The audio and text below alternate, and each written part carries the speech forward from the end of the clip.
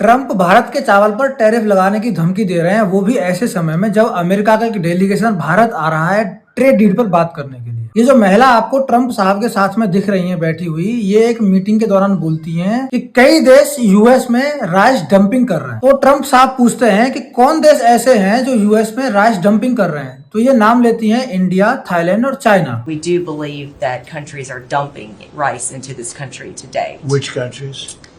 India, Thailand, even China into Puerto Rico. यहाँ समझने वाली बात यह है कि उस महिला ने 3 देशों का नाम लिया, लेकिन ट्रंप साहब ने पिक किया केवल इंडिया का नाम और पास में बैठे अपने वाणिज्य मंत्री से पूछा कि इंडिया ऐसा क्यों कर पा रहा है कि वो इतना चावल का एक्सपोर्ट यूएस में कर दे रहा है। ये आदमी इंडिया का नाम आते ही इतना झल्ला जाता है बस मात्र इसलिए कि इंडिया ने पाकिस्तान की तरह इसकी चापलूसी नहीं की। इंडिया ने इसको पीस प्रेसिडेंट नहीं बोला, इंडिया ने इसका नाम नामांकित नहीं किया नोबेल पीस प्राइज पाने के लिए।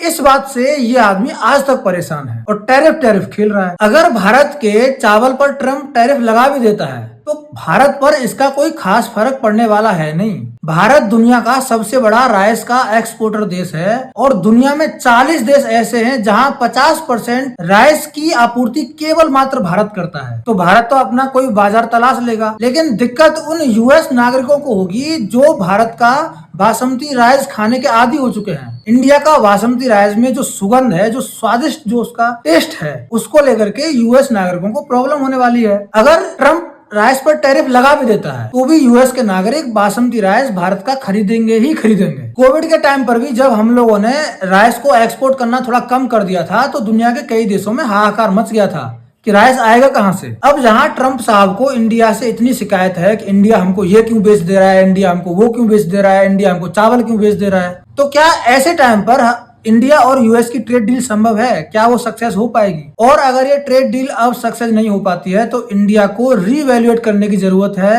रिलेशनशिप को यूएस से, कि आगे हम यूएस से किस तरीके के रिलेशनशिप रखना चाहते हैं। इस पर आप लोगों का क्या विचार, आप कमेंट में मुझे बता सकते हैं।